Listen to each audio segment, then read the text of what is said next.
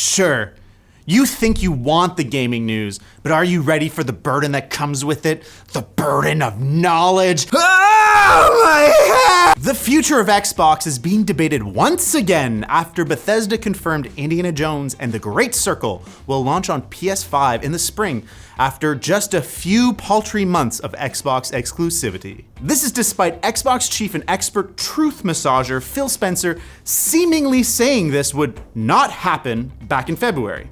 Can we say if either of those titles are Starfield or Indiana Jones? They are not Starfield or Indiana Jones. But Phil was actually confirming that Indy was simply not one of the 4 exclusives going to the other platforms at that time. And he must have been relieved that question was phrased in that specific way by the interviewer he paid to phrase it that way. At the crux of this debate are Xbox fans that are concerned that giving all of their exclusives away will give people less reasons to buy an Xbox console. Philharmonic Orchestra doesn't seem worried about this, saying in a Gamescom interview that our Xbox console players are as high this year as they've ever been. Which explains why the mom jokes in Call of Duty lobbies have been particularly unhinged this year. He reiterated that his goal is enabling better games that more people can play, which comes with changing how games are built and distributed. Which makes sense. If you didn't know, Xbox consoles are almost always being sold at a loss, so Microsoft is becoming more and more interested in selling more copies on more platforms. In a candid moment, Spencer admitted, quote, and we run a business. Like, it's definitely true inside of Microsoft. The bar is high for us in terms of the delivery that we have to give back to the company. Aw, Phil. Unfortunately, this focus on sharing Xbox exclusives probably doesn't help Xbox get big releases like Black Myth Wukong and Baldur's Gate 3 to launch on Xbox at the same time as other platforms. Sales of PS5 consoles have surged in China, partly driven by the release of Wukong, and Xbox is missing out on that.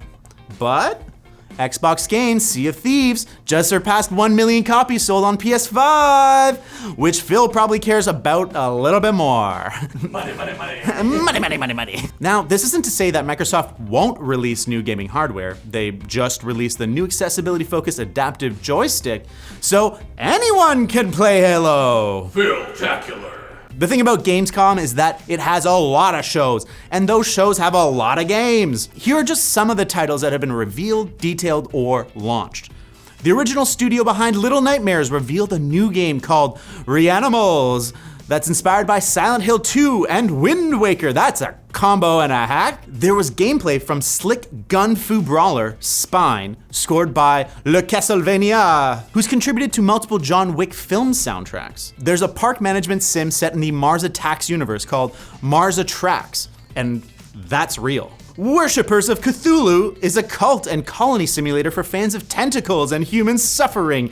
Isn't that all of us? Yay! Croak is a cartoon platformer from developers and animators who worked on Cuphead and Rick and Morty. The Explorator is just a chill exploration game when you're not fighting 2D abominations or 3D tanks. Retrieval is a cinematic horror game from a studio of 2 with help from PlayStation Spain. The Callisto Protocol is getting a spin-off roguelike called Redacted in all caps with a big ol' square brackets. And Tactical Breach Wizards launched today, a turn-based tactics game for people who are tired of choosing between magic and guns. Alakablam! That's pretty good. And if you don't like to choose between traveling and watching your familiar local content, you'll like our sponsor, Private Internet Access. Their VPN will let you access content from all around the globe thanks to their vast server network spanning over 91 countries. And just a single subscription gives you access to unlimited connections across all your different devices. If you're privacy conscious, PIA never records or stores user data.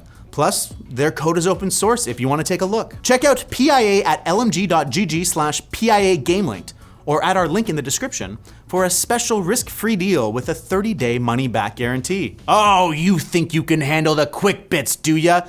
You don't even know where their handles are! Revenge of the Savage Planet is a game in development by Raccoon Logic, who is taking small breaks to promote the game when they aren't spending hours roasting Google. The studio is made up of former members of Typhoon Studios, who released the preceding game Journey to the Savage Planet before being bought and subsequently shut down by Google for Stadia reasons. Live by the Stadia, die by the Stadia. I think King Arthur said that. The devs' time at Google was apparently so bad that Revenge of the Savage Planet is all about how Google sucks. This is amazing. It's basically an interactive diss track, heck yes! I'm sure Google would respond if they hadn't killed their whole gaming division.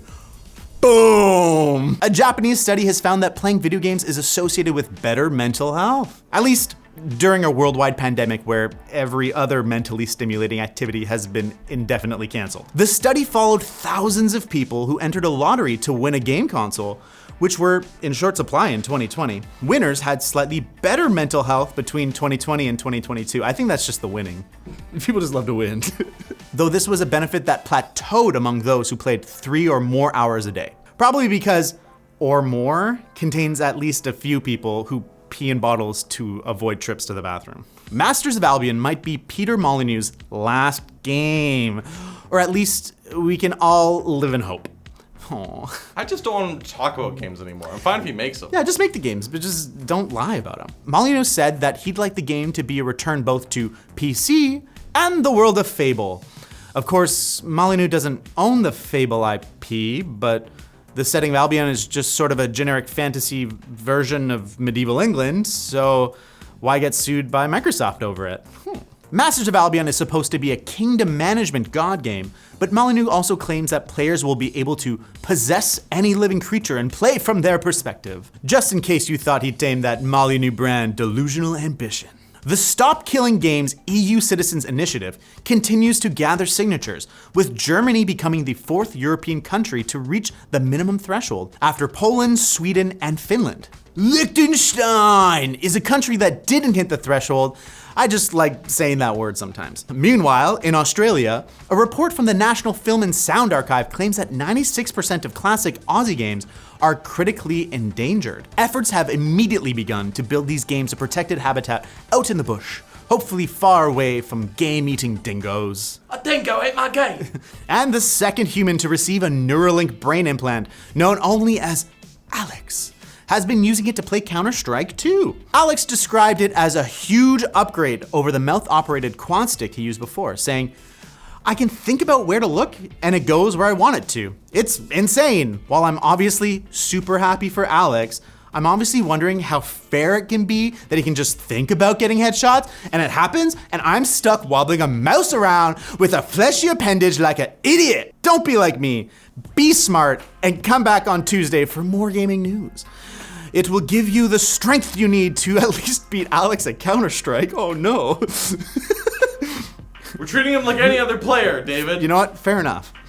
I know it seems impossible, but we can do it together.